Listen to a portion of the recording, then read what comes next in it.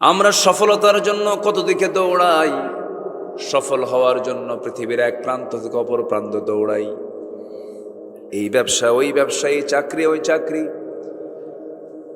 এর পিছনে দৌড় ওর পিছনে দৌড়, সফলতার পিছনে আমরা কত দৌড়াই, জীবনের ক্যারিয়ার গঠন করার জন্য কত পেরেশান হয়ে যাই। কিন্তু আল্লাহ বলছেন, বান্দারে সফল হওয়ার জন্য সবার আগে আমার পরামর্শ নিয়ে নাও। আল্লাহ রাব্বুল আলামিন সুন্দর করে সূরাতুল বুরুজে বলছেন, ইন্নাল্লাযীনা আমানু ওয়া আমিলুস সালিহাতি লাহুম জান্নাতুন তাজরি মিন তাহতিহাল আনহার যালিকাল ফাওজুল কাবীর। জোরে বলুন আল্লাহু আকবার। সফল হওয়ার জন্য আমরা সবার আগে পরামর্শ নেব কার কাছে বলুন? আসতে বলবেন না, কার কাছে? আমার প্রাণটা কার হাতে? আমার চোখটা চালান কে? আমার কানটা চালান কে? আমার নাকটা চালান কে? চোখ দিয়া দেখে কে? আল্লাহ। আল্লাহ দেখে না, আমি দেখি, কিন্তু চালান কে? আল্লাহ। আল্লাহ চালায়া দেন, আমি তা দিয়ে দেখি। আল্লাহ চালায়া নেন, আমি তা দিয়ে শুনি। এই জন্য মহান রব্বুল আলামিন বলেন, ইন্নাস সামআ ওয়াল বাসারা ওয়াল ফুআদা কুল্লু উলাইকা কানা আনহু মাসউলা। শ্রবণ শক্তি, দৃষ্টি শক্তি, অন্তর শক্তি সব জিজ্ঞাসিত হবে একদিন। কার কাছে? আসতে বলবেন না, কার কাছে? আমার বন্ধুগণ, চোখ সিনিয়র না কান সিনিয়র বলেন? সিনিয়র কোনটা? শ্রবণ শক্তি মানে কান সিনিয়র না চোখ সিনিয়র বলেন? কান। মেডিকেল সায়েন্স বলছে মানুষের ক্রমবিকাশ মার পেটে যখন থাকে প্রথম ম্যাচিউর হয়ে হলো কান, এরপরে চোখ। সিনিয়র কোনটা বলেন? কান। আল্লাহ পাক কানটা আগে দিয়েছেন। কোরআন তো ধারাবাহিকতা রক্ষা করে, সুবহানাল্লাহ বলবেন না? আল্লাহ রাব্বুল আলামিন নিজে বলছেন, ইন্নাহু কানা সামিআম বাসীরা। শ্রবণ শক্তির কথা আল্লাহ রাব্বুল আলামিন আগে বলেছেন, এরপরে দৃষ্টি শক্তির কথা বলেছেন, অন্তর শক্তির কথা বলেছেন। রূহটা কিন্তু পরে আসে। ওয়ানাফাখা রূহাহু, দেহের মধ্যে রূহটা ঢুকায় দেন তিনি আমার কে? আসতে বলবেন না, তিনি আমার কে? আল্লাহ পাক। সেই মহান রব্বুল আলামিন বলছেন, বান্দা সব কিছুর ব্যাপার আমি তোমাকে প্রশ্ন করব। চোখ দিয়ে কি দেখেছ? কান দিয়ে কি শুনেছ? অন্তর দিয়ে কি চিন্তা করেছ? দুই পা দিয়ে কোথায় গিয়েছ? দুই হাত দিয়ে কাকে থাপ্পড় মেরেছ? কোন থানায় তুমি ভালো মানুষের নামে মামলা দিয়েছ? ঠুনকো মামলায় তাকে আক্রান্ত করে কোনো দোষ নাই, তাকে বছরের পর বছর জেলখানায় রেখেছ।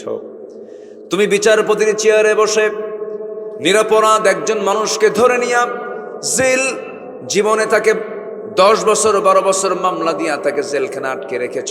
মার হক আদায় করতে পারে নাই, বইয়ের হক আদায় করতে পারে নাই, সন্তানের হক আদায় করতে পারে নাই। এই যে হকগুলো নষ্ট করেছ, অবশ্যই তোমাকে জবাব দিতে হবে কার আদালতে?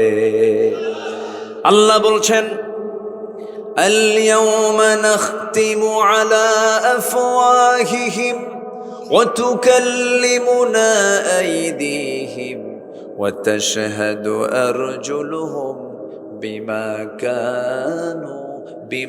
কানু ইয়াকসিবুন। জোরে বলুন আল্লাহু আকবার। আজকের দিনে তোমাদের আমি মুখকে মোহর মেরে দেব, মুখ দিয়ে কোনো কথা বলতে পারবে না, জিহ্বা বন্ধ করে দেব। সাক্ষ্য দেবে তোমাদের হাত, সাক্ষ্য দেবে তোমাদের পা। অঙ্গ প্রত্যঙ্গগুলোকে আমার নিয়ন্ত্রণ করতে হবে। যদিও আল্লাহ পাক আমাকে এগুলো দিয়েছেন, কিন্তু হাত দিয়া আমি কাজ করি, পা দিয়ে আমি কাজ করি, চোখ দিয়ে আমি দেখি, কান দিয়ে আমি শুনি। সেই জন্য সব শাসন করার আগে নিজের দেহকে আগে শাসন করতে হবে। মাথা থেকে পা পর্যন্ত, মাথা থেকে পা পর্যন্তই 3.5 হাত বডি নামক এই রাষ্ট্রকে যদি আমি নিজে যদি ভালো করতে পারি, আমি ভালো হলে পরিবার ভালো হয়ে যাবে, পরিবার ভালো হলে সমাজ ভালো হয়ে যাবে, সমাজ ভালো হলে রাষ্ট্র ভালো হয়ে যাবে। এই জন্য আল্লাহ রাব্বুল আলামিন সুন্দর করে বলছেন, কু আনফুসাকুম ওয়া আহলিকুম নারা। নিজে বাঁচো এবং তোমার পরিবারকে জাহান্নাম থেকে বাঁচাও। এই জন্য নিজের বাঁচার দরকার আছে না নাই বলেন? আসতে বলবেন না, আছে না নাই? এক্ষুনি মরে যাব, কেউ কি আমার আপন নাকি? আসতে কয়, কেউ কি আমার আপন নাকি? এখনই মরে যাব আমি, কোনো পরিচয় থাকবে না দুনিয়ার কারো কাছে। যেদিন মরে যাব সেই দিন কিছু কান্নার রোল পড়বে, শোকাহত হয়ে পড়বে, চোখের পানি ফেলে ফেলে কাঁদবে, বন্ধু আসবে, আত্মীয় স্বজন আসবে, জানাজা সম্পন্ন হয়ে যাবে, সন্তান পর্যন্ত দেরি করবে না, কাঁদবে ঠিকই কিন্তু বলবে তাড়াতাড়ি দাফন করে দাও, কারণ দেরি হলে পরে লাশটা ফুলে উঠবে, পচে যাবে, গলে যাবে। দিয়ে আসবে ওই কবরের মাটিতে পোকামাকড়ের খাবার হিসাবে দাও, খাবার হিসাবে আমার দেহটাকে কবরে রেখে আসবে। 24 ঘন্টা যাবে না মাথার চুলগুলো খসে খসে পড়বে, 3 দিন যাবে না চামড়াগুলো গলে গলে পোকার পেটে চলে যাবে, 3 দিন চলে যাবে, 7 দিন চলে যাবে, পেটের নাড়ি ভরি সব চোখ মুখ কান নাক দিয়ে বের হওয়া শুরু হয়ে যাবে, কিম্ভূত কিমাকার চেহারা হয়ে যাবে, কোনো অস্তিত্ব থাকবে না, আমার চেহারার সৌন্দর্য সব মাটি খেয়ে শেষ করে ফেলবে। 3টা মাস চলে যাবে, দেখা যাবে যদি কবরটা যদি খনন করে দেখা হয় কয়েকটা হাড় ছাড়া আর কোনো অস্তিত্ব আমার নাই রে। আল্লাহ বলছেন, বান্দারা আমাকে কেমন করে বলে থাকো তুমি, আমাকে ভুলে যেও না। সবাই ভুলবে কিন্তু আমি আল্লাহ তোমাকে কখনো ভুলবো না। আমার বন্ধুগণ, যদিও আমরা এই আয়াতটা সবার মুখস্থ আছে, আমার দেশে প্রচলিত দোয়া মনে করে, কিন্তু দোয়া এটা নয়, এটা হলো আল্লাহর কালামের আয়াত, অত্যন্ত তাৎপর্যপূর্ণ আয়াত। যারা পারেন ঠোঁট মিলিয়ে বলুন, মিনহা খালাকনাকুম ওয়া ফিহা নুঈদুকুম ওয়া মিনহা নুখরিজুকুম তারাতান উখরা। সবাই বলুন, মিনহা খালাকনাকুম ওয়া ফিহা নুঈদুকুম ওয়া মিনহা নুখরিজুকুম তারাতান উখরা। আমি তোমাকে মাটি থেকেই সৃষ্টি করেছি, আবার তোমাকে এই মাটিতেই যেতে হবে, আবার তোমাকে সেখান থেকে তোমাকে উচ্চিত করব, আমি তোমাকে আবার সেখান থেকে তুলে নেব, বিচার করব পাই টু পাই, চুল পরিমাণ বিচার আমি কম বেশি করব না। ফামাইয়ামাল মিসকালা যাররাতিন খায়রান ইয়ারাহু ওয়া মাইয়ামাল মিসকালা যাররাতিন শাররান ইয়ারাহ। যাররা শব্দের তাফসীর আসছে, যাররা বলা হয় এমন ছোট জিনিসকে যাররা বলা হয় যা খালি চোখে দেখা যায় না। এমন কোনো ক্ষুদ্র আমল নাই যা সেদিন সে দেখতে পাবে না, ভালো হোক আর মন্দ হোক, সব বান্দার সামনে প্রেজেন্ট করবেন তিনি আমার কে। জোরে বলেন, তিনি আমার কে। বিচার করবেন আমার আল্লাহ তাআলা। সেই দিন বিচারক তিনি, যেই বিচারকের পরিচয় দিতেন আমরা প্রত্যেক নামাজের ভিতরে 3 নম্বর আয়াতে বলে ফেলি। যারা পারেন সুন্দর ঠোঁট মিলিয়ে বলুন, মালিকি ইয়াউমিদ্দিন ইয়্যাকা না'বুদু ওয়া ইয়্যাকা নাস্তাঈন। জোরে বলুন আল্লাহু আকবার। বিচার দিবসের মালিককে বলেন সবচেয়ে। এই জন্য আল্লাহ বলছেন, ও দুনিয়ার মানুষ, 7 শ্রেণীকে আমি আরশ আজিমের ছায়ে জায়গা দেব। এর মধ্যে 1 নম্বর শ্রেণী হলো যে সঠিক বিচার করে। সুবহানাল্লাহ বলেন। এই জন্য বিচারকের দাম দুনিয়াতেও বেশি, আখেরাতেও। এই দেশের সবচেয়ে বড় সম্মানজনক পদ কোনটা বলেন? প্রধান বিচারপতি। প্রধান বিচারপতির দাম সবচাইতে বেশি। আল্লাহ রাব্বুল আলামিনের কাছেও বিচারপতির দামটা বেশি। ইমামুন আদিলুন সাবআতু ইযিল্লুহুমুল্লাহু ফি যিল্লিহি ইয়াউমুল লা যিল্লা ইল্লা যিল্লুহু। ইমামুন আদিল রাজুলুন কলবুহু মুআল্লাকুম বিল মাসাজিদ। আমার বন্ধুগণ, আল্লাহ রাব্বুল আলামিন আরশ আজিমের ছায়ার 7 শ্রেণীকে জায়গা দিয়ে দিবেন। এর মধ্যে 1 নম্বর হলো একজন সৎ বিচারক, একজন সঠিক বিচার যে ব্যক্তি করতে পারবে। কিন্তু গোটা দুনিয়া জুড়ে আজকে সবচাইতে বড় সমস্যা হলো, গোটা পৃথিবীর কোথাও কি আমরা দেখতে পাচ্ছি এখন সঠিক বিচার কি আছে নাকি? বংশের পরিচয় দিয়ে জান্নাত পাওয়া যাবে না, বাবা ছেলেকে জান্নাতে নিয়ে যেতে পারবে না, ছেলে বাপকে জান্নাতে নিতে পারবে না। যদি তাই পারতো, ইব্রাহিম আলাইহিস সালাতু ওয়াস সালামের বাবা ছিল মুমিন না মুশরিক? বলেন বলেন। ইব্রাহিম আলাইহিস সালাম জান্নাত পেয়ে যাবেন, কিন্তু তার বাবা জান্নাত পাবে না। বাপ হয়েও লাভ নাই। ছেলে কেনান জাহান্নামী, বাপ নূহ আলাইহিস সালাম জান্নাতি। কেন? ঈমান আছে, ঈমান নাই। ছেলের ঈমান নাই, বাবার ঈমান আছে। ঈমান ছাড়া কোনো উপায় নাই। বংশগত কোনো পরিচয় দিয়ে জান্নাত পাওয়া যাবে না। বংশগত পরিচয় দিয়ে যদি জান্নাত পাওয়া যেত, আমার নবীর বংশ কুরাইশ, আবু জেহেলের বংশটাও কি বলেন? বলেন বলেন বলেন বলেন। আবু লাহাবের বংশ কি বলেন? কুরাইশ। কুরাইশ বংশে জন্ম নিয়েও কোনো লাভ হবে না, কারণ আবু লাহাব, আবু জেহেল, উতবা, সাইবা, এই কাট্টা কাট্টা কাফেরগুলো সম্ভ্রান্ত বংশ, তাদের জন্ম হয়েছে। বংশের পরিচয় দিয়ে জান্নাত পাওয়া যাবে না। আল্লাহ রাব্বুল আলামিন বলেন, ইন্না খালাকনাকুম মিন যাকারিন ওয়া উনসা ওয়া জাআলনাকুম শুউবান ওয়া ক্বাবাইলা লিতাআরাফু ইন্না আকরামাকুম ইনদাল্লাহি আতকাকুম। আমি তোমাদেরকে এক নর এবং নারী থেকে সৃষ্টি করেছি, এরপরে বিভিন্ন বংশ বিস্তার করে দিয়েছি, বিভিন্ন গোত্র করে দিয়েছি, ভাষা করে দিয়েছি। নওগাঁর ভাষা, নওগাঁ সদরের ভাষা আর নজিপুর পোরশার ভাষা কি একরকম না দুই রকম? একরকম না দুই রকম? জেলা কয়টা? আসেন, জেলা কয়টা বলেন? এটা কি বিল পার হলাম আজকে? হ্যাঁ, হাসাই গাড়ি বিল পার হলাম। আর একটা বিল আছে সাপাহারের দিকে, হলো জবাই বিল। ওখানে সব জবাই করে। ওই জবাই বিলের মানুষগুলো কথা বলতে নিয়ে সিন পারে না, সালাম দিতে নিয়ে কয় আসসালামু আলাইকুম। আগে সালায়ের পরে দুলাভাই, স উচ্চারণ হয় না, পারে না। একই জেলা, দেখবেন তাদের ভাষা একরকম, আপনার ভাষা একরকম। কেন দিয়েছেন? আপনি হলেন হাসাই গাড়ি না, হাসাই গের এলাকার মানুষ, আর তারা হলো জবাই বিলের মানুষ। এই দুটাকে নিশ্চিত করার জন্য, দুটাকে ফাইন্ড আউট করার জন্য, স্পষ্ট করার জন্য আল্লাহ রাব্বুল আলামিন ভাষাকে চেঞ্জ করে দিয়েছেন।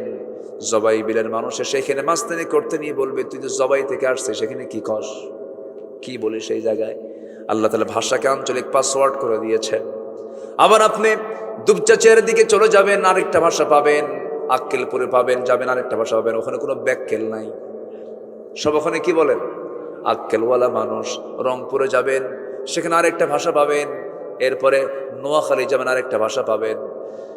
লক্ষ্মীপুরে যাবেন, আরেকটা ভাষা পাবেন। ভোলা যাবেন, আরেকটা ভাষা পাবেন। চট্টগ্রাম যাবেন, আরেকটা ভাষা পাবেন। হাজারো ভাষার বৈচিত্র্যময় রূপ কেন দিয়েছেন মহান রব্বুল আলামিন? এই জন্য দিয়েছেন, বিভিন্ন জাত দিয়েছেন, বিভিন্ন বংশ দিয়েছেন, এটাকে একে অপরকে চেনার জন্য, পরিচয় করার জন্য। তবে হ্যাঁ, এগুলো কোনো কিছু আমাকে মূল্যায়ন করবে না, আমার কাছে এগুলো মূল্যায়ন পাবে না। আমার কাছে মূল্যায়ন পাবে হলো যে বান্দা তাকে অবলম্বন করে ঈমান আনতে পেরেছে। জোরে কোন সুবহানাল্লাহ। তাহলে প্রথম হলো কি আনা, বলেন তো, জোরে বলেন, কি আনতে হবে? ঈমান আনতে হবে। আমরা ঈমান এনেছি না পাইছি? ওই বাচ্চাগুলো কই যায়? ও টিচার চলে গেছে, হুজুর চলে গেছে, ছাত্র আর থাকবে না। ওদের আবার ফজরের আগে উঠতে হবে, ফজরের আগে তাদের পড়া আছে না, তারা চলে যাচ্ছে। যাক, আমার দিকে তাকান এখন। তাহলে ঈমান আমরা পাইছি না ঈমান এনেছি আমরা? বলেন তো, বলেন বলেন। পাইছি আমরা, ঈমান আনি নাই। ভালো করে ঈমান আনতে হবে, ঈমানের পরিচয় লালন করতে হবে, ঈমানকে তরুতাজা করতে হবে। মরা ঈমান আনা যাবে না, তরুতাজা ঈমান আনতে হবে। এবং ঈমান শুধু আনলেই হবে না, ঈমানের উপরে টিকিয়ে থাকতে হবে। ঈমান আনা যায় কিন্তু টিকে থাকা যায় না, সহজেই টিকে থাকা যায় না। ঈমানকে নষ্ট করার জন্য শয়তান মনে হয় নাই। নওগাঁ জেলায় শয়তান আসে না? এখানে শয়তান নাই তো? আসতে কেমন না, আসে না? নাই। মানুষ যেখানে থাকবে সেখানে শয়তান থেকে যাবে। শয়তান তো ওয়াসওয়াসা দেওয়ার জন্য সর্বক্ষণ আছে। আপনি বসে আছেন, শয়তান পিছন থেকে বলছে তাড়াতাড়ি ওঠ, চলে যা, ওয়াসওয়াসা দেওয়ার জন্য। এখানেও কিন্তু শয়তান আছে না? শয়তান মনে হয় এই বিল চেনে না, ঠিকই চেনে। শয়তান কিন্তু জান্নাত পর্যন্ত চিনে। জান্নাতের মধ্যে আদম আলাইহিসসালাম, হাওয়া আলাইহিসসালাম যখন থাকলেন, শয়তান জান্নাতের মধ্যে ঢুকে দুজনকে ওয়াসওয়াসা দিয়েছিল যে শয়তান জান্নাতে ঢুকে আমার বাপ মাকে ওয়াসওয়াসা দিতে পারে, সেই শয়তান বুঝি এই এলাকা চেনে না? কি চেনে কিনা বলেন? চিনে। একটু কান লাগাবেন, মনোযোগ দিয়ে কথাগুলো শুনবেন। ঈমান এনেছি আমরা, ঈমান নিয়ে টিকে থাকতে হবে। ছোট্ট একটা ইতিহাস মনে পড়লো, একটু সুন্দর করে মনোযোগ দিয়ে কানটা লাগাবেন। একজন সাহাবী কালিমা গ্রহণ করেছেন, বাড়িটা তার মক্কা এবং মদিনার ঠিক মাঝখান বরাবর তার বাড়ি। দিন গ্রহণ করেছেন, বাপটা ছিল না তার, ছোট্টবেলায় বাপ মারা গেছে। চাচার কাছে তিনি মানুষ হয়েছেন। ঈমান যখন এনেছেন, কালিমা যখন গ্রহণ করেছেন, চাচার কানে সংবাদ চলে গেল। চাচা বলে ফেললো, ভাতিজা কি যেন শুনলাম তুমি নাকি কালিমা গ্রহণ করেছো, ঈমান এনেছো। মুস্কি হাসি মেরে বললেন, চাচা আপনি শুনবেন কেন? আপনি দেখেন, আশহাদু আল্লা ইলাহা ইল্লাল্লাহু ওয়াহদাহু লা শারীকা লাহু ওয়া আশহাদু আন্না মুহাম্মাদান আবদুহু ওয়া রাসূলুহু। হেদায়েতের মালিককে আরো জোরে, আরো জোরে, আরো জোরে। আমাকে হেদায়েত দিতে পারেন তিনি আমার কে? এই জন্য হেদায়েত চাইতে হবে কার কাছে? এক সময় না সব সময়। ইহদিনাস সিরাতাল মুস্তাকিম। প্রত্যেক নামাজে এই দোয়া আছে না নাই? আছে। আল্লাহর কাছে হেদায়েত চাইতে এবং বলতে হবে, আল্লাহ জীবনের শেষ নিঃশ্বাস থাকা পর্যন্ত আমাকে হেদায়েতের উপরে রেখে দিও। আল্লাহর কাছে রোনাজারি করে কাঁদতে হবে। আমার বন্ধুগণ, ওই সাহাবী যখন কালিমা পড়েছেন, চাচা শোনার সঙ্গে সঙ্গে বলতেছে, তুই এতিম ছিলি, তোরে দেখলাম আমি, আমার সম্পত্তি তোর নামে লিখে দিয়েছি। তুই কি জানিস ঈমান আনার কারণে তোর কত বড় ক্ষতি হতে পারে? কি চাচা কি বলবেন আপনি বলেন? সমস্ত সম্পত্তিগুলো তোর থেকে আমি জোরপূর্বক নিয়ে নেব। মুস্কি হাসি মেরে সেই সাহাবী বলছেন, চাচা জোরপূর্বক নেওয়া লাগবে কেন? কারণ এই দুনিয়ার সকল সম্পত্তির চাইতে আমার কাছে সবচেয়ে বড় সম্পত্তি হলো আমার ঈমান। জোরকান সুবহানাল্লাহ। ঈমান এনেছি আমি। ও চাচা, আপনার জোর করে আমার কাছ থেকে সম্পদ নিতে হবে না, সব জমিগুলো আপনাকে আপোষেই দিয়ে দিলাম, সম্পদগুলো দিয়ে দিলাম। চাচার রাগ কমলো না। চাচা খেপে গিয়ে রেগে গিয়ে থাপ্পড় মেরে তার জামাটা টান মেরে ধরে টেনে ছিঁড়ে তাকে শরীর থেকে কাপড়টা বিচ্ছিন্ন করে ফেললো। এরপরে এক পর্যায়ে লুঙ্গিটাও খুলে নিল, উলঙ্গ করে ঘর থেকে বের করে দিল। উলঙ্গ হয়ে তাকে ঘর থেকে যখন বের করে দিয়েছে, তিনি চোখ বন্ধ করে দৌড় মেরেছেন। মার দরজায় গিয়ে বলছে, মা দরজা খোলো। দরজা খোলা মাত্রই ওই সাহাবী বলছেন, মা আমার দিকে তাকায়ও না, দিন গ্রহণ করেছি, ঈমান এনেছি, এই কারণে আমার চাচা আমার শরীর থেকে লুঙ্গিটা পর্যন্ত খুলে নিয়েছে। মা দেখো তো ঘরের মধ্যে কোনো চাদর আছে কিনা, কোনো কাপড় আছে কিনা, আমার সতরটা ঢাকা দরকার। ছোট্ট এক খণ্ড কাপড় দেওয়া হলো, সেই কাপড় দিয়ে তার সতর ডেকে নিয়া এবার বলছে, মা পৃথিবীর কোনো দরবার ভালো লাগে না, আমার কাছে নবীর দরবার ভালো লাগে, আমি নবীর দরবারের দিকে রওনা দিলাম।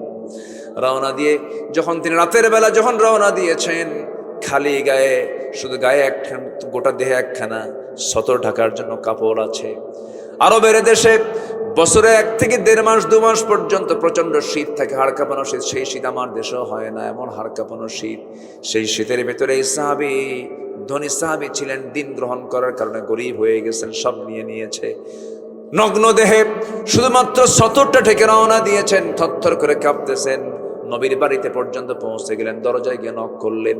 নবীজি দরজা খুলেই দেখেন নগ্ন দেহে কে যেন সামনে দাঁড়ানো, কিচ্ছু বললেন না। ভিতরে চট করে চলে গেলেন।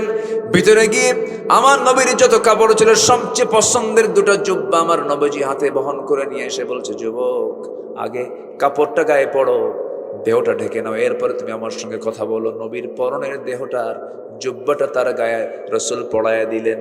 এরপরে বলছেন, যুবক তুমি কি বলবে বলো। হুজুর দিন গ্রহণ করেছি, আমার চাচা আমার দেহ থেকে লুঙ্গি পর্যন্ত খুলে নিয়েছে। রাসূল মুস্কি হাসি মেরে বুকের সঙ্গে জড়িয়ে ধরে বলছে, আব্দুল্লাহ চিন্তা করো কেন, তোমার চাচা তোমাকে বস্ত্রহীন করেছে, আর আমি নবীজি আমার দেহের জুব্বা আমি তোমারে দান করে দিলাম। জোরে বলে সুবহানাল্লাহ, আরো জোরে বলে সুবহানাল্লাহ। ওই সাহাবীর কপাল খারাপ না ভালো? বলেন কপাল খারাপ না ভালো? দুনিয়া ছেড়েছেন, আখিরাত পেয়েছেন। আল্লাহু আকবার বলেন। আমার নবীজি বুকের সঙ্গে জড়িয়ে ধরলেন। বুকটা কাঁপতেছে সাহাবীর।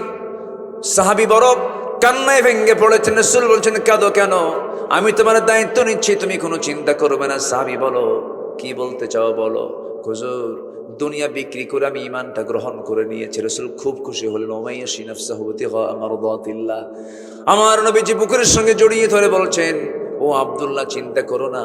কিছু বলতে চাও না কি বলো? হুজুর, আপনি আমার জন্য দোয়া করেন। আমার নবীজি তৎক্ষণাৎ দুটো হাত উঁচু করে আকাশের দিকে তাকায় বলছেন, আকাশের মালিক আল্লাহ, আমার এই আব্দুল্লাহ দিন গ্রহণ করতে অনেক কষ্ট স্বীকার করেছে, দুনিয়া বিক্রি করে ঈমানকে গ্রহণ করেছে। আমার আব্দুল্লাহর জানমাল তুমি আল্লাহ কাফের বেঈমানদের জন্য হারাম করে দাও। সাহাবীর মনটা খারাপ হয়ে গেল। কেঁদে কেঁদে বলছেন, ইয়া রাসূলুল্লাহ, আমি দোয়া চাইলাম কি, আপনি দোয়া করলেনটা কি? রাসূল বলছেন, কেন, কি হয়েছে হুজুর? আপনি কাফের বেঈমানদের জন্য আমার রক্তকে হারাম ঘোষণা করলেন। আমি যদি কাফেরদের দ্বারা আক্রান্ত না হই আমি শহীদ হবো কেমনে? আমি তো শহীদ হতে পারবো না। নবীজি মুস্কি হাসি মেরে বলছে, সাহাবী, চিন্তা করো কেন? ওয়া ইম্মা তাআলা ফিরাশিহি, তোমার মৃত্যু যদি বিছানা শুয়ে থেকে যদি হয়ে যায়, যদি শহীদের দরজা পেতে চাও, তোমার তামান্না যদি থাকে, আল্লাহ রাব্বুল আলামিন অবশ্যই তোমাকে শহীদের দরজা দিয়ে দিবেন। সাহাবীর হৃদয়টা ঠান্ডা হয়ে গেল। রাসূল বলেন, সাহাবী যাও, আল্লাহর কালামের তেলাওয়াত করো, প্রশান্ত চিত্ততা নিয়ে চলে আসো। সাহাবীদের মাঝে তাকে পাঠায়া দিলেন। আসহাবে সুফফার সদস্য মণ্ডলীর ভিতরে তিনি চলে গেলেন। নবীর ঘরের সঙ্গে আসহাবে সুফফারা থাকতো। ওই সাহাবীদের মাঝে যখন আব্দুল্লাহ চলে গেলেন, চিৎকার মেরে মেরে বড় বড় আওয়াজে কোরআন তেলাওয়াত করেন বলে সাহাবে কেরামদের একটু বিরক্তি চলে আসলো। রাসূলকে বলেন, হুজুর, এমন নতুন সাহাবী আসছে যে জোরে জোরে কোরআন পড়ে, আমাদের ডিস্টার্ব হয়। কে? আব্দুল্লাহ জুল বাজাদাইন। রাসূল বলছেন, না রে না, আমার আব্দুল্লাহর ব্যাপারে তোমরা কেউ অভিযোগ দিও না, কারণ আমার আব্দুল্লাহ ঈমান আনতে নিয়ে দুনিয়া বিক্রি করে সেই ঈমানটা গ্রহণ করেছে। আর আমরা ঈমান বিক্রি করি মাত্র একটা বিড়ির প্যাকেট খায়া। কি আমি কি ভুল বলতেছি? আমরা ঈমানটা এত সস্তা বানায় নিয়েছি, এক কাপ চা খেয়ে আমরা ঈমান বিক্রি করে ফেলি। আমি কি আলোচনা করব আলোচনা? আমার বন্ধুগণ, আব্দুল্লাহ জুল বাজাদাইন রাদিয়াল্লাহু তাআলা আনহু আল্লাহর কালাম তেলাওয়াত করেন, আবেগ আপ্লুত হয়ে চোখের পানি ফেলে ফেলে কান্দেন। যুদ্ধের একটা টাইম চলে এলো। আমার নবীজি মদিনার মসজিদ থেকে রওনা করলেন জিহাদের ময়দানে। রাসূল বলেন, আব্দুল্লাহ রে, আমার প্রিয় সাহাবী, চলো আমার সঙ্গে যুদ্ধে চলো। সাহাবী খুব খুশি হয়ে গেলেন, রওনা করলেন, যুদ্ধে শামিল হলেন। যুদ্ধ শেষ হয়ে গেল। আব্দুল্লাহকে সঙ্গে করে নিয়ে, সবাইকে সঙ্গে করে নিয়ে রাসূল করিম সাল্লাল্লাহু আলাইহি সাল্লাম রওনা দিলেন মদিনার দিকে। হঠাৎ রাস্তার মধ্যে খবর চলে এলো, রাসূলকে বলা হলো, ইয়া রাসূলুল্লাহ, আপনার সবচেয়ে প্রাণপ্রিয় সাহাবী আব্দুল্লাহ দারুণ অসুস্থ হয়ে পড়েছে। নবীজি চূড়ান্ত টেনশনে পড়ে গেলেন। বললেন, দেখো তো আমার সাহাবীকে কেমন করে সেবা করা যায়, চিকিৎসা করা যায়, চেষ্টা করো। সাহাবে কেরাম 3 দিন 3 রাত পর্যন্ত তার সেবায় আত্মনিয়োগ করলেন, কিন্তু উপকার হলো না। এক পর্যায়ে আব্দুল্লাহ দুনিয়া থেকে বিদায় নিলেন। নবীর এখানে সংবাদ চলে এলো রে। আমার নবীজি কাঁদতে কাঁদতে বলছেন, সাহাবীরা, আমার কলিজার টুকরা আব্দুল্লাহ দুনিয়া থেকে বিদায় নিয়েছে। আমার আব্দুল্লাহর জানাজার দায়িত্ব আমি কাউকে দেব না, তোমরা তার গোসলটা করাইয়া দাও, কাফনের কাপড়টা পরাইয়া দাও। আজকের জানাজার দায়িত্ব আমি কাউকে না দিয়ে আমি রাসূল নিজে তার জানাজার দায়িত্ব নিয়ে নিলাম। জোরে বলে সুবহানাল্লাহ, আরো জোরে সুবহানাল্লাহ। এই যে দামগুলো বেড়েছে শুধুমাত্র একটা মাত্র কারণ, তার হচ্ছে ঈমানের জন্য। কিসের জন্য বলেন? ঈমানের জন্য। আমার নবীজি করলেন কি? জানাজায় শামিল হয়ে গেলেন, জানাজায় দাঁড়ায় গেলেন, রাসূল জানাজা পড়ায়া দিলেন। শেষ হয়ে গেল জানাজা। রাসূল এবার উন্মুক্ত সাহাবীদেরকে সামনে করে বলছে, ও সাহাবীরা শোনো, আমার আব্দুল্লাহর জানাজা তো হয়ে গেল, আব্দুল্লাহর কাফন দাফন কোথায় হবে? দাফনটা কোথায় হবে হুজুর? ওই যে 2 পাহাড়ের ঠিক মাঝখানে আমরা কবরটা খনন করেছি তার জন্য। রাসূল বলছেন, তোমরা কেউ আব্দুল্লাহর কবরে নামবে না, আমি রাসূল নিজে তার কবরে নেমে তার লাশটা আমি কবরে শোয়ে দেব। আমার রাসূল এই কথা যখন বললেন, সাহাবীরা আশ্চর্য হয়ে গেলেন। রাসূল তেমন সহজ বরাবর করেন না। আমার নবীজি সোজা চলে গেলেন, কবরের সামনে গিয়ে দাঁড়ালেন। কাদা কাদা কণ্ঠে আমার নবীজি বলছেন, আমার আবু বকর কোথায়? আমার ডানে আসো। আমার ওমর কোথায়? বামে আসো। আমার নবীজি সবার আগে কবরে নামলেন। কবরে নেমে বলছেন, আবু বকর আমার ডানে নামো, ওমর আমার বামে নামো। ওই কবরে নামছেন মোট কয়জন বলেন? পৃথিবীর সেরা মানুষ, পৃথিবীর সেরা মানুষ তিনজন সেই সাহাবীর কবরে নেমেছেন কবরের লাশ রাখার জন্য। আমার নবীজি কবরের ঠিক মাঝখানে দাঁড়ায়া হাত দুইটা আগায় দিলেন, বরকতের হাত আগায় দিয়ে বলছে, সাহাবীরা আমার প্রিয় আব্দুল্লাহর লাশটা আমার হাতে তুলে দাও। লাশটা যখন হাতে তুলে দেওয়া হলো, রাসূল বলছেন, আবু বকর আমার আব্দুল্লাহর মাথাটা ধরো, আমার ওমর আমার আব্দুল্লাহর পাটা ধরো। তিনজন মিলে সমানভাবে কবরে শোয়া দিলেন। চেহারাটা কেবলামুখী করে দিলেন নবীজি তার বরকতের হাতে। বুকের উপরে হাত রেখে আকাশের দিকে তাকায়া অশ্রু বিজড়িত অশ্রুপূর্ণ চক্ষু নিয়ে আমার নবীজি আকাশের মালিকের দিকে তাকায় বলছেন, আকাশের মালিক, এই মুহূর্ত পর্যন্ত আমি আব্দুল্লাহর উপরে সন্তুষ্ট আছি, মেহেরবানি করে আব্দুল্লাহর সমস্ত কিছুকে তুমি আল্লাহ মাফ করে দাও। এই দোয়া যখন করতেছিলেন, এমন সময় দাঁড়িয়ে থাকা পাশে দাঁড়িয়ে থাকা একজন সচেতন সাহাবী সাদ বিন আবি ওয়াক্কাস হাউমাউ করে শিশুর মতো কান্দে। সাহাবায়ে কেরাম বলছেন, সাদ রে তুমি কান্দো কেন, কি হয়েছে? হাউমাউ করে কান্দো কেন? তিনি বলছেন, আমি সাদ পোড়া কপাল, আজকে আমি সাদ যদি জীবন্ত হয়ে যদি এই কবরের বাসিন্দা হতাম, আর এই কবরের বাসিন্দাকে দাফন করার জন্য পৃথিবীর সেরা তিনজন মানুষ যার কবরে নামে, তার মতো ভালো কিসমতওয়ালা মানুষ কে আছে? আমি জীবিত না হয়ে মরা সাদ হলে পরে আমার জীবন ধন্য হয়ে যেত। জোরে বলে সুবহানাল্লাহ, আরো জোরে বলে সুবহানাল্লাহ, আরো জোরে বলে সুবহানাল্লাহ। এই যতক্ষণ ধরে যে কথাটা বোঝানোর জন্য চেষ্টা করলাম, এক নাম্বার পয়েন্ট, আমার বন্ধুগণ, সবকিছুর মূলে একটা মানুষের দাম সম্মান বাড়ে হলো ইমানের কারণে। কিসের কারণে বলেন? ইমানের কারণে। ইমান আছে যার, সম্মান আছে তার, ইমান আছে যার, পুরস্কার আছে তার, ইমান আছে যার, মর্যাদা আছে তার, ইমান আছে যার, নেতৃত্ব আছে তার। আমরা বেঈমানদের কোনো নেতৃত্ব বাংলার জমিনে বাস্তবায়ন হতে দেব না। কোন বেনামাজি, চোর, লম্পট, চাঁদাবাজদের হাতে আমরা দেশ আর ফেরত দিতে চাই না। আমরা দুর্নীতিমুক্ত, শোষণমুক্ত, ইমানদার পরহেজগার নেতৃত্বে বাংলার জমিন আমরা গড়তে চাই। রাজি আছেন কারা কারা? হাত উঁচু করে দেখান মুসলমান।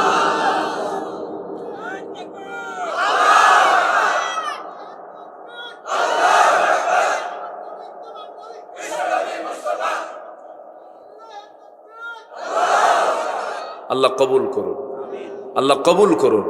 স্লোগানটা একটু আস্তে আস্তে হল, একটু মশান কম হল, তাই না? রাত বেশি হয়ে গেছে তো ঘুম ধরছিল আপনাদের।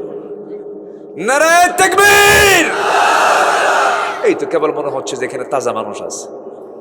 বলি আলহামদুলিল্লাহ, আরো জোরে বলি আলহামদুলিল্লাহ। সফল হওয়ার জন্য 10টা কাজ, এর মধ্যে 1 নাম্বার গেল, সফল হওয়ার শর্ত হচ্ছে 10টা। 1 নাম্বার গেল ঈমান আনা, তাও পরিপূর্ণ হয় নাই, একটার অর্ধেক, এবং নেক আমল করা। কি আমল করা বলেন?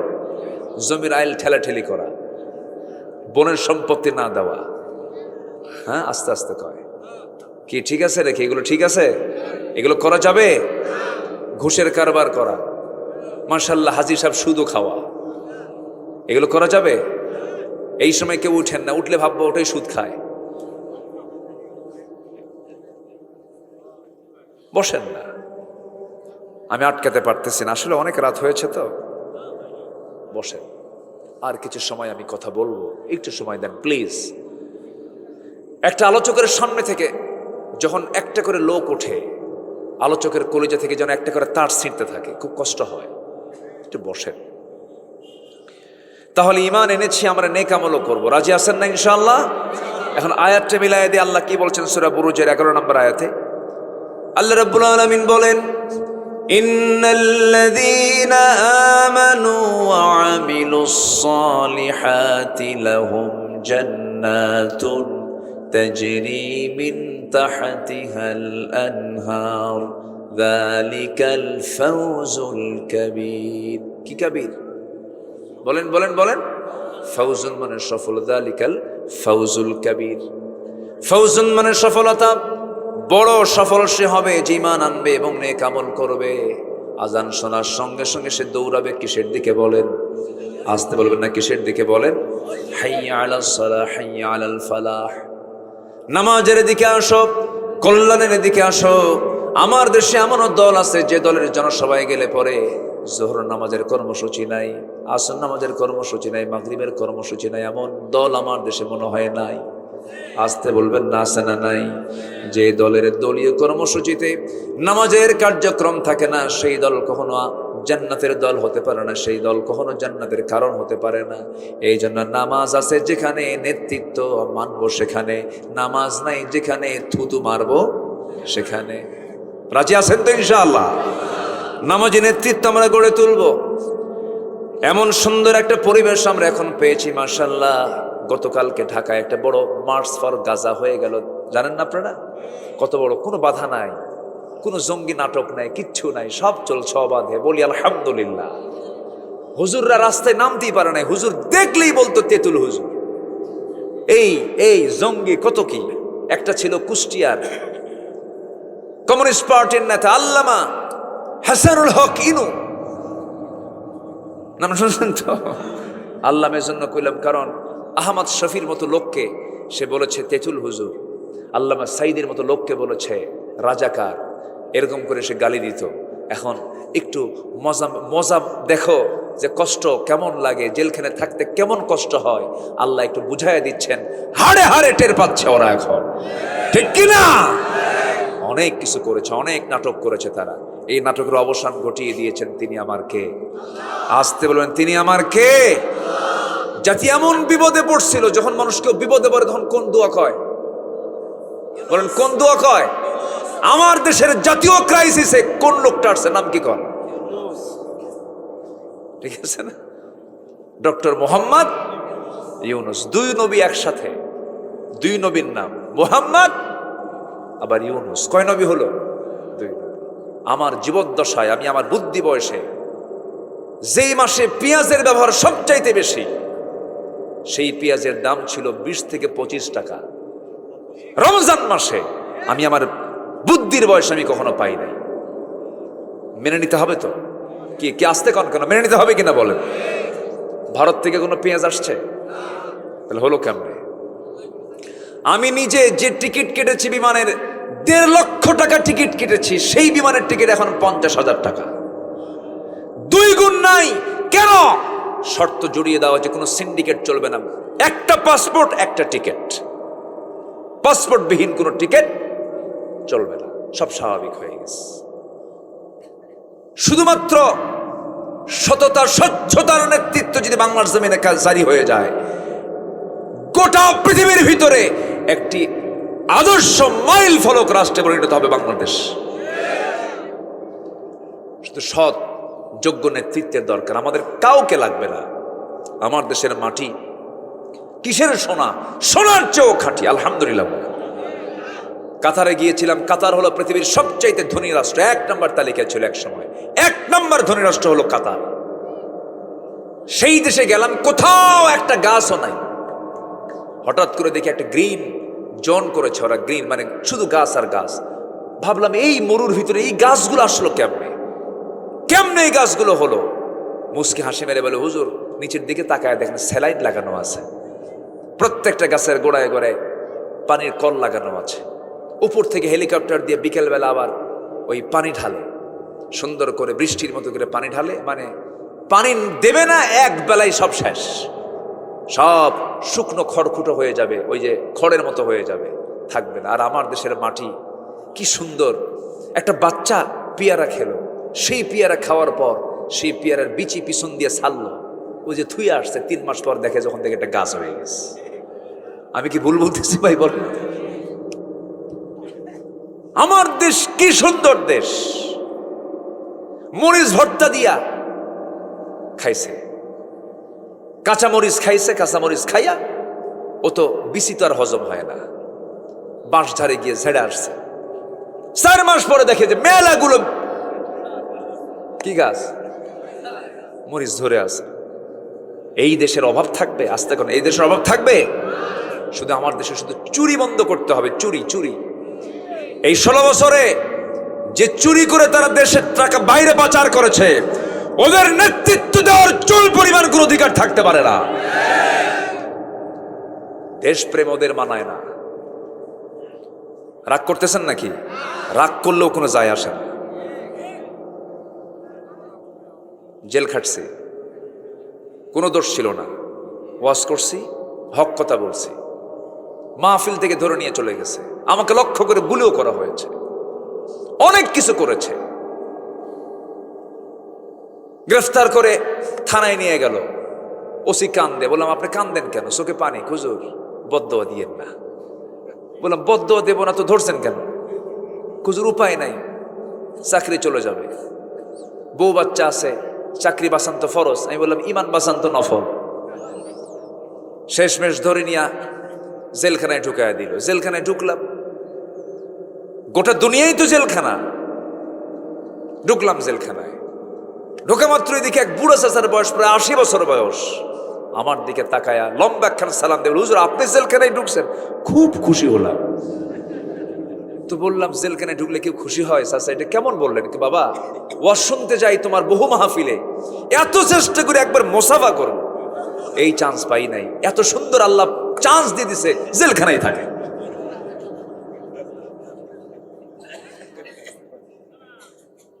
এরকম করে অসংখ্য আলেমের জীবনকে নষ্ট করে দিয়েছে এরা। আল্লামা সাঈদীর মতো জীবনকে তিলে তিলে জেলখানায় রেখেও তাদের রাগ মেটে নাই। দিল্লির প্রেসক্রিপশনে চিকিৎসার নাম করে ফাঁসির মঞ্চে ঝুলিয়ে মেরেছে তাকে। ফাঁসির মঞ্চে ঝুলিয়ে না মারতে বললো, তাকে বিষ প্রয়োগ করে তাকে হত্যা করা হয়েছে। আমরা তাফসীর মাহফিলের এই প্ল্যাটফর্ম থেকে জানান দিতে চাই, সকল হত্যার বিচারের পাশাপাশি এদেশের কিংবদন্তি আল্লামা সাঈদীর খুনি যারা, চূড়ান্ত শাস্তি নিশ্চিত করা হোক। রাজি আছেন কারা কারা? হাত উঁচু করে দেখান মুসলমান।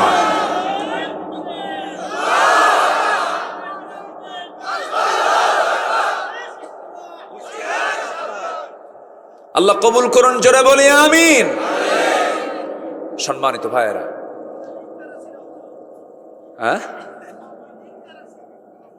লিক লিক ওই তো। সম্মানিত ভাই, এটাই তো কথা। ওলামায়ে সু ছিল, ওলামায়ে সু, ওলামায়ে সু জঘন্য। পৃথিবীর ইতিহাসে কোথায় এমন রেকর্ড নাই। একটা দেশের শীর্ষ নেতৃত্ব সেও পালায়, মসজিদের খতিবও পালায়। ঠিক আছে কিনা? আজ পর্যন্ত বাইতুল মুকাররমের খতিব খুঁজে পাওয়া যাচ্ছে না, উনি নিখোঁজ। সম্মানিত ভাইয়েরা, বড় বদনসিব আমাদের, আলেম নামের কিছু কলঙ্ক তারা বিক্রি হয়ে গিয়েছিল 16 বছরে। ঠিক আছে না চাচা? বিক্রি হয়েছিল, কিন্তু কেউ বিক্রি হয়নি, কেউ বিক্রি হয়নি। হাসি মুখে দিয়ে ফাঁসির মঞ্চ পর্যন্ত গিয়েছেন, কারোর সামনে তারা মাথা নত করেন নাই। ঠিক কিনা বলেন? যুগে যুগে মুনাফিক ছিল, আছে, থাকবে। ইমানদারকে চেক করার জন্য মুনাফিকরা আছে না নাই? আছে। মন খারাপের কোনো কারণ নেই, এগুলো হতাশার কোনো দিক নয়, মুনাফিকরা থাকবে। সম্মানিত ভাইয়েরা, 1 নাম্বার চলে গেল। নাম্বার 2, ওই 1 নাম্বার নাম্বার আর ফুরাচ্ছে না, বহু আলোচনা তো। নাম্বার 2, আমরা পিউরিটি নিয়ে আসবো, পরিশুদ্ধতা নিয়ে আসবো, ফ্রেশ, কোনো ভেজাল নিয়ে আসা, কোনো ক্যান্সার ঢোকানো যাবে না ইমানের মধ্যে। নফসটাকে করবো আমরা পরিশুদ্ধ। জোরে বলি ইনশাআল্লাহ, আর জোরে বলি ইনশাআল্লাহ। নফসের রোগ আছে না নাই? নফসের রোগ হলো নিজের বউ দেখে না, খালি অন্যের বউয়ের দিকে চায় থাকে। এরকম আছে না নাই বলেন তো? এটা হচ্ছে কিসের রোগ বলেন? নফসের রোগ। অন্যের বউ দেখতে হবে না নিজের বউ দেখতে হবে? নিজের বউ। অন্যের বউ শুধু দেখে, নিজের বউর দিকে তাকায় বলে তোর একটা চেহারা হলো। অন্যের বউর দিকে তাকালে কি নিজের বউর চেহারা ভালো লাগবে? লাগবে না। নিজের বউকে সুন্দর দেখতে হলে পৃথিবীর সব বউয়ের দিকে তাকানো বন্ধ করতে হবে। এর মধ্যে মজা আছে, এর মধ্যে তৃপ্তি আছে। চোখের হেফাজত করতে হবে, সমস্ত অঙ্গ প্রত্যঙ্গের হেফাজত করতে হবে। সফল হওয়ার জন্য 9টা গুণ, 7টা গুণ দরকার। যারা পারেন ঠোঁট মিলিয়ে বলুন, قد أفلح المؤمنون الذين هم في صلاتهم خاشعون والذين هم عن اللغو معرضون والذين هم للزكاة فاعلون والذين هم لفروجهم حافظون। সফল হলো 7 ধরনের, 7টা কাজ আছে। যার সফল ব্যক্তি সে কয়টা কাজ বলেন? আস্তে কয়টা কাজ বলেন? 7টা কাজ। قد أفلح المؤمنون ওই সমস্ত মুমিনরা সফল যার মধ্যে 60টা কাজ থেকে যাবে, 60টা গুণ থেকে যাবে। সবাই নোট করে নেন, মুখস্থ করে নেন। নাম্বার 1 হলো যারা নামাজকে রেগুলার করবে। নাম্বার 2 হলো যারা কথা বাজে কোনো কথা মুখ থেকে বের করবে না, অযাচিত কোনো কথা মুখ থেকে বের করবে না। নাম্বার 3 হলো যারা তাদের যাকাতটা ঠিক মতো আদায় করবে। নাম্বার 4 হলো লজ্জাস্থানের যারা হেফাজত করবে। নাম্বার 5 হলো আমানত যারা ঠিক রাখবে। কি ঠিক রাখবে? আমানত। রাষ্ট্র ক্ষমতা পাওয়া একটা কি বলেন? জোরে বলেন, জোরে বলেন, জোরে বলেন। যিনি রাষ্ট্রপতি তার দায়িত্ব বেশি না যে জনগণ তার দায়িত্ব বেশি? বলেন কার দায়িত্ব বেশি? বেশি প্রশ্ন হবে জনগণকে না রাষ্ট্রপতিকে? হ্যাঁ, এই চিন্তা মাথায় থাকলেই তো তখন ভালো হওয়া যায়। সাইয়েদনা ওমর ফারুক রাদিয়াল্লাহু তাআলা আনহু অর্ধ দুনিয়ার শাসনকর্তা, গোটা দুনিয়ার অর্ধেক পৃথিবী তিনি চালান, অথচ রাতের বেলা ঘুমাতে পারেন না। তাকে প্রশ্ন করা হলো ঘুমান না কেন? তিনি কেঁদে কেঁদে বলেন, ঘুমাবো কেমনে, আমার টেনশন হয় ফোরাতের তীরে একটা কুকুর যদি অনাহারে মারা যায়, ইরাকের রাস্তা খারাপের কারণে ওই গর্তের মধ্যে উটের পা পড়ে যদি উটের পা ভেঙে যায়, উটের পা কেন ভাঙলো, কুকুর কেন অনাহারে মারা গেল, এর জন্য কিয়ামতের দিন আল্লাহর সামনে আমাকে আসামির কাঠগড়ায় দাঁড়িয়ে তারা জবাব দিতে হবে। আজকে ফিলিস্তিন একটা মৃত্যুপুরী হয়ে আছে, একটা ভয়ঙ্কর জ্বলন্ত অগ্নিকুণ্ড হয়ে আছে। গোটা পৃথিবীর মুসলমানদের কোনো নজর নাই। 56টা মুসলিম কান্ট্রি, আজকে 56টা লাগবে না, মাত্র 5টা দেশ যদি আজকে একত্রিত হয়ে যদি একটা হুঙ্কার দিত, আজকে ইসরায়েলের 1,52,00,000 ইহুদি সব ধুলাই মিশে যেত। আসতে কন কেন? ঠিক কিনা? 1,52,00,000 ইহুদি, 1 কোটি মাত্র 52,00,000, যা আমাদের বগুড়া, রংপুর, রাজশাহীতে যে লোক, এই লোকের সংখ্যা হলো গোটা পৃথিবী জুড়ে ইহুদিদের মাত্র 1,52,00,000 মানুষ। আমাদের 3 জেলা 4 জেলার সমান এদের জনসংখ্যা। এই সামান্য জনগোষ্ঠী আজকে গোটা পৃথিবীর মুসলমানকে নাচাচ্ছে। আজকে সেই জায়গায় 200 কোটি মুসলমান, 200 কোটি মুসলমানের হাতে অস্ত্র নেওয়া লাগবে না, শুধু মুখের থুতু যদি মারতো সবগুলো উড়ে যেত। চুপচাপ থাকে, কেউ কোনো কথা বলে না। আমাদের কথা বলার প্রয়োজন আছে না নাই? যে যেখানে আছি আমরা জাতিসংঘের কাছে স্পষ্ট ভাষায় জানান দিতে চাই, আমরা ওআইসির কাছে, ওআইসি হচ্ছে মুসলিম দেশগুলোর একটা organisation of Islamic conference, OIC. আর আমি কি কই জানেন?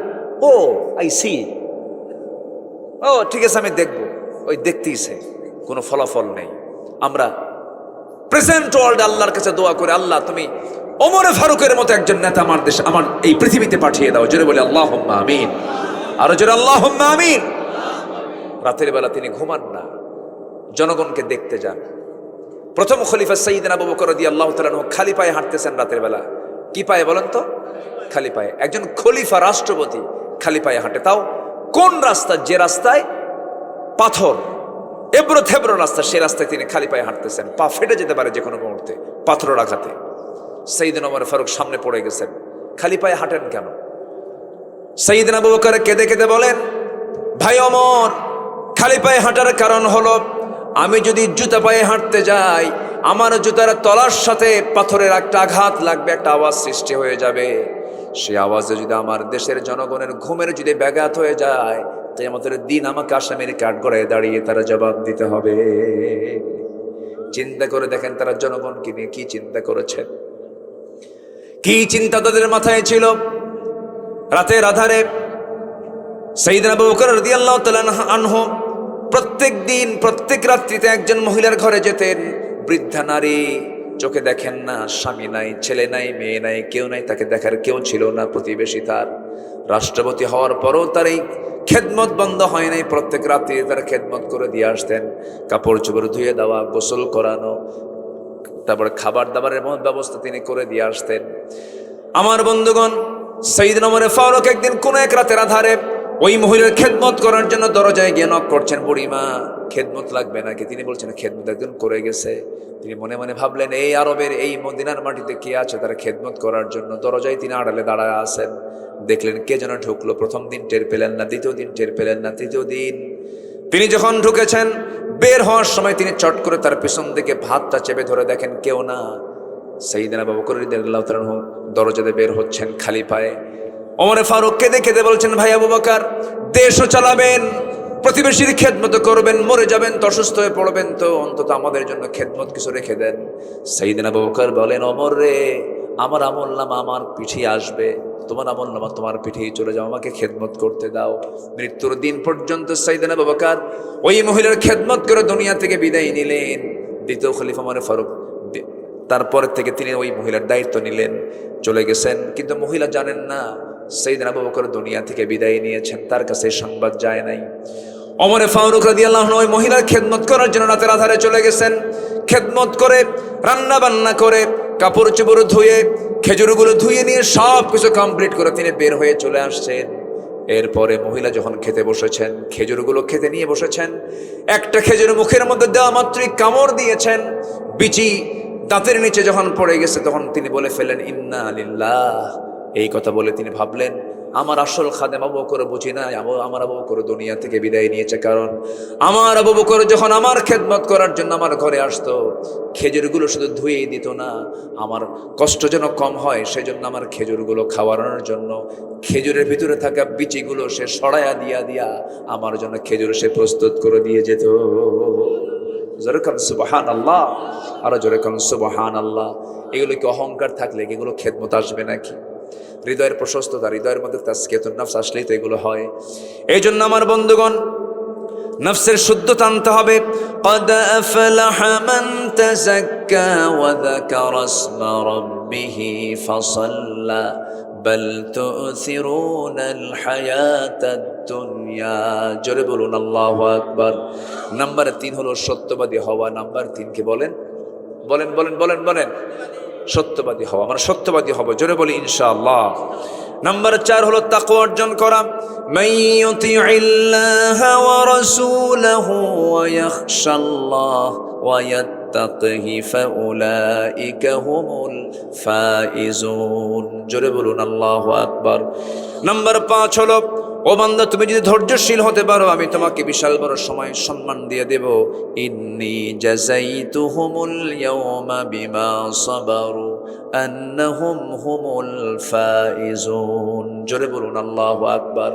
ধৈর্য যোগ্যতা না রাগ যোগ্যতা? আস্তে কয়। ধৈর্য যোগ্যতা না রাগ যোগ্যতা? রাগ করতে কোনো ট্রেনিং লাগে নাকি? কিন্তু ধৈর্য আনতে কি লাগে বলেন? ট্রেনিং লাগে, অনেক বড় ধৈর্যের পরিচয় দিতে হয়। ধৈর্যশীলের জন্য জান্নাত, রাগী ব্যক্তির জন্য দুনিয়াও ক্ষতি। রাগ করা মাত্রই স্ট্রোক করে, আসে না? আসে না? এরকম আসে না? রাগ করবে, দুনিয়াও নষ্ট হবে, আখিরাতও নষ্ট হয়ে যাবে। রেগে যাবেন তো হেরে যাবেন, সবকিছু শেষ হয়ে যাবে। আল্লাহ বলছেন, আমি তাদেরকে দারুণ ভালোবাসি, তারাই হলো সফল কাম। নাম্বার 6 হলো আল্লাহ এবং রাসূলের আনুগত্য করতে হবে। আমরা আল্লাহ এবং রাসূলের আনুগত্য জীবনের সকল জায়গায় করব। আল্লাহ রাব্বুল আলামিন বলেন, ওয়া মাইয়ুতিইল্লাহা ওয়া রাসূলাহু ফাকাদ ফাযা ফাওজান আযীমা। জোরে বলুন আল্লাহু আকবার। নবীর সঙ্গে ভালোবাসা আগে দরকার না আনুগত্য আগে দরকার? বলেন তো, বলেন, আনুগত্য আগে দরকার না ভালোবাসা আগে দরকার? বলেন বলেন বলেন বলেন। আনুগত্য। আনুগত্য না হলে ভালোবাসার কোনো দাম নাই। আপনি কেন, গোটা দুনিয়ার মানুষ এক হলেও আবু তালেব রাসূলকে যে সেবা দিয়েছেন, যে ভালোবাসা দিয়েছেন, কেউ তার সমান করতে পারে নাই, পারবে না। কিন্তু সে আবু তালেব জান্নাতি না জাহান্নামী? কি নাই? ভালোবাসা নাই না ঈমান নাই?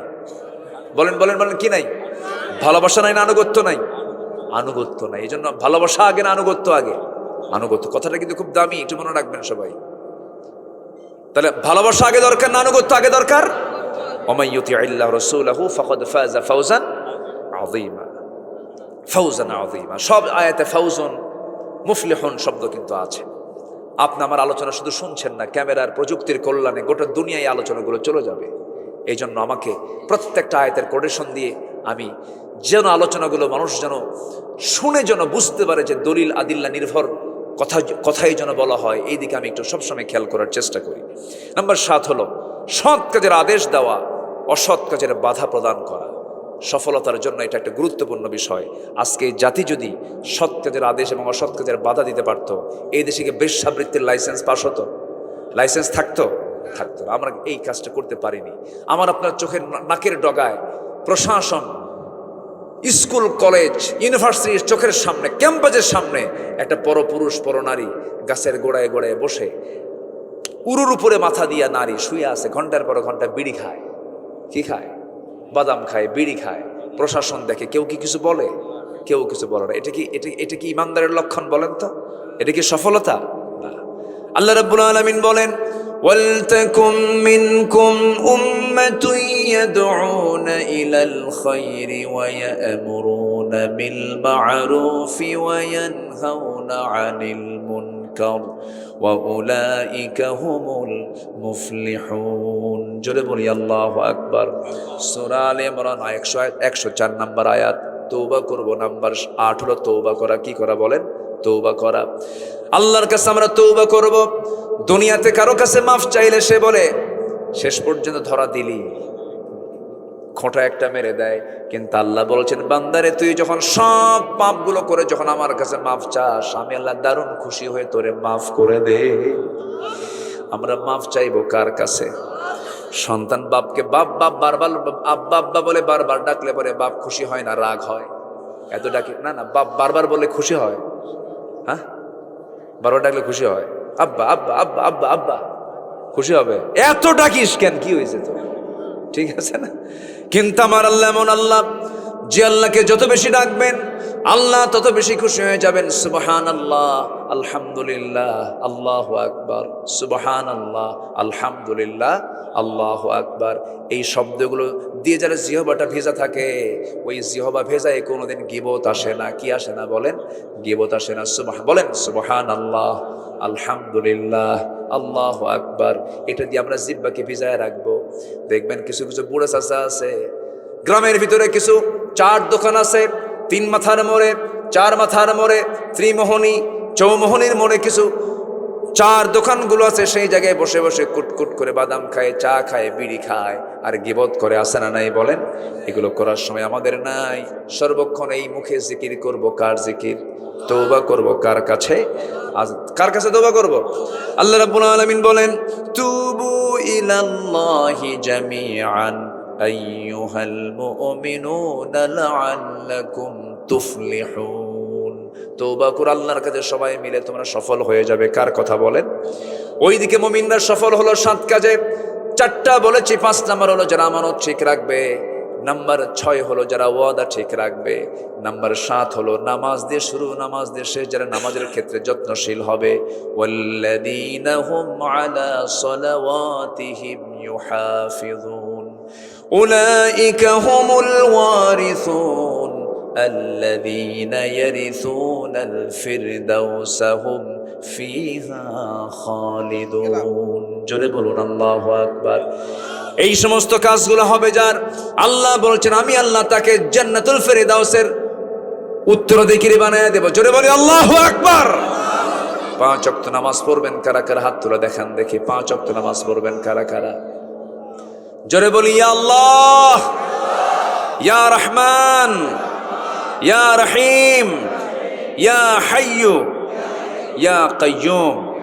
ইয়া আল্লাহ, আমাদেরকে 5 ওয়াক্ত সালাত আদায় করার তৌফিক তুমি আল্লাহ দিয়া দাও। ইয়া আল্লাহ, চোখের গুনাহ, কানের গুনাহ, মনের গুনাহ, হাতের গুনাহ, পায়ের গুনাহ, সব গুনাহ থেকে আমাদেরকে হেফাজত করো, হেফাজত করো। জোরে বলুন ইয়া রাব্বাল আলামিন। হাত নামান। মাহফিলে অনেক মা বোন আসছেন, আসছে না? মা বোনরা আসছেন। মা বোনদেরকে উদ্দেশ্যে একটু বলবো, মাদের জান্নাতে যাওয়া পুরুষের চাইতে কঠিন না সহজ? বলেন বলেন। একজন কিছু কঠিন। এই কঠিন না সহজ? কামাইয়ের দায়িত্ব কার? টাকা কামাইয়ের দায়িত্ব কার? বলেন বলেন। কে যেন খুলে ভাবিন না কি কইছে? ছেলের। হ্যাঁ, ছেলের, পুরুষের। কামাইয়ের দায়িত্ব হলো পুরুষের। তাহলে মেয়েরা কি কামাই করে খাবে না বসে বসে খাবে? জি, বসে বসে খাবে না। আমরা এখন দোয়া করে দেব, যতটুকু হয়েছে আমরা বলে ফেলি আলহামদুলিল্লাহ। গজল হবে? বলবো ইনশাআল্লাহ, সবকিছু বলবো। তাহলে মেয়েরা বসে বসে খাবে আর পুরুষরা কি করবে? পরিশ্রম করবে। কিন্তু মেয়েরা বলল না, আমরা রাজরানী হব না, আমরা চাকরানী হব। ওরা যদি চাকর হয় আমরা কি হব? চাকরানী। চাকরানী হলো রিসেপশনের চাকরি। কেউ ঢুকবে, ওই রিসেপশনে বসে থাকবে, কেউ আসা মাত্রই ঠোঁট, মাথার চুল ছেড়ে দেওয়া, চুল ডিজাইন করা, কপাল ডিজাইন করা, সবকিছুর দেহ নিয়ে অঙ্গ সজ্জা করে সামনে দাঁড়ায়া ক্লায়েন্টকে লক্ষ্য করে বলে, আসসালামু আলাইকুম, এনি প্রবলেম?